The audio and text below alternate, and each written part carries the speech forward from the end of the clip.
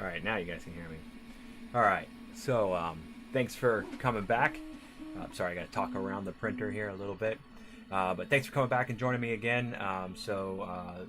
As of the part 4 video, the end of it, we've got everything assembled and hooked up. I did have some problems with starting the calibration of the machine. It said that I had a thermistor on the heat bed either malfunctioning or not hooked up properly, which I'll go through what happened there. I actually did fix that off stream. It only took a few seconds after I figured out what was wrong. But then I did move around some of the lighting, which you'll see kind of off to the side over here, and I moved a camera so that you can actually get the view of what is happening on the printer without me having to reach around or anything like that. So let me go ahead and switch over to that view real quick. Where did I put it? There it is. So there we go. So now we've got the view from the front, and I guess it kind of blends in with the view from the side there. But so now we got a view of the entire printer. So the error that I got was that the self-check test that you can actually see, and let me actually go to that one real quick.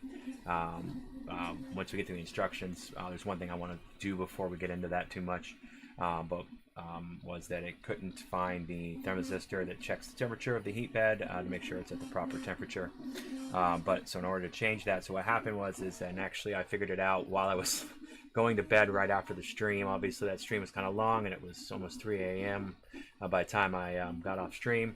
So I was pretty tired, so I'm pretty sure that last hour, I wasn't quite reading everything right, but it's my fault for not reading the instructions. But what exactly it was when I was hooking up all the wiring, I got all the wiring right except for one important wire, which you would guess would be the heat bed thermistor, which is this wire that you see right here, the black wire coming over the top of the board with the yellow shrink wrap with green stripe on it.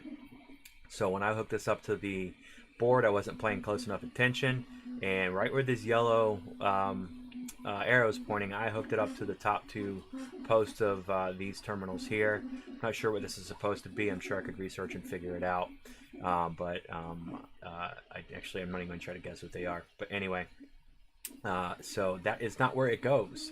It goes down here to this thermistor, post right here, because the thermistor for the hot end actually goes in over here, even though this isn't showing that in this graphic.